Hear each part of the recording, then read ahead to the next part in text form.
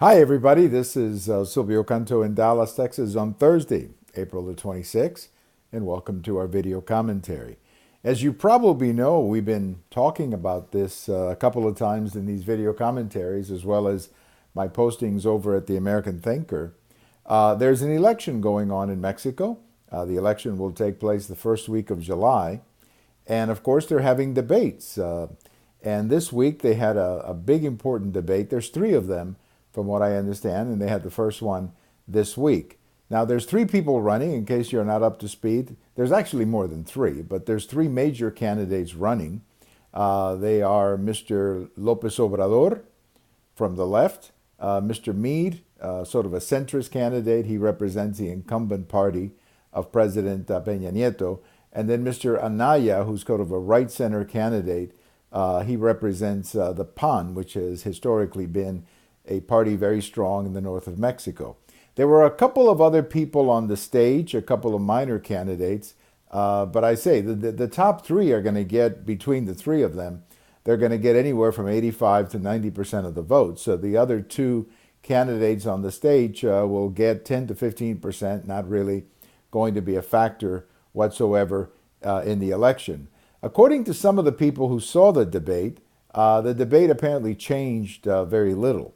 Number two and number three went after number one, but at the end of the night, apparently they didn't do any damage to number one, in this case, López Obrador, who is leading in the polls, depending on what poll you look at, in single digits, or there's even one showing him in double digits. No matter what happens, the winner of the presidency is going to have a plurality of the vote and will inherit a country that is politically right now very unhappy.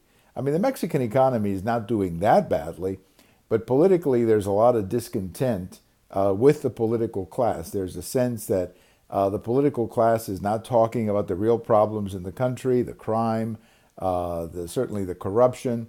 And this is the environment in which these three or five candidates are running for president. I can only tell you that I think it's a mistake to have five candidates on the stage when three of the candidates are going to get 85 to 90% of the vote. I just think that's a terrible mistake because you're not really giving the people of Mexico an opportunity to hear from one of the three men who is going to be their next president. I mean, I have nothing against the other candidates, but I think, let's be realistic, there ought to be at least some kind of a cutoff so that we're not really wasting our time hearing from people who have absolutely no chance of being elected.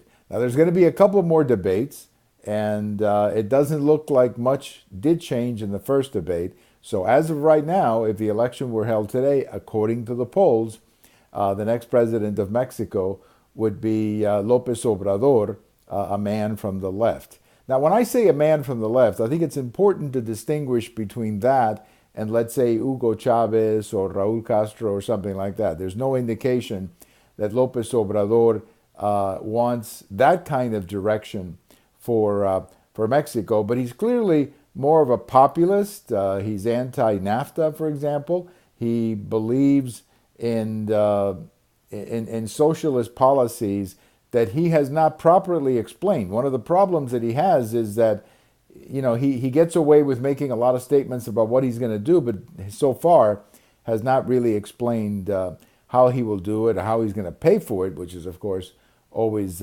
what everything comes back to. So if the election were held today, according to the polls, the new president of Mexico would be Mr. López Obrador, a man from the left. Of course, the election is not being held today. The election, there are still 2 months of campaigning, 2 more debates, so things could change a great deal. And in fact, I think that they will, because I think as more and more Mexicans come to terms with the reality that López Obrador is going to be their next president, I think you may see either number two or number three become a tougher challenger for López Obrador. We will see. We will see what happens. We'll let you know what's going on down in Mexico. But a very interesting election, very competitive election, very, in many ways, it resembles an American election. A lot of advertising, a lot of things like that going on.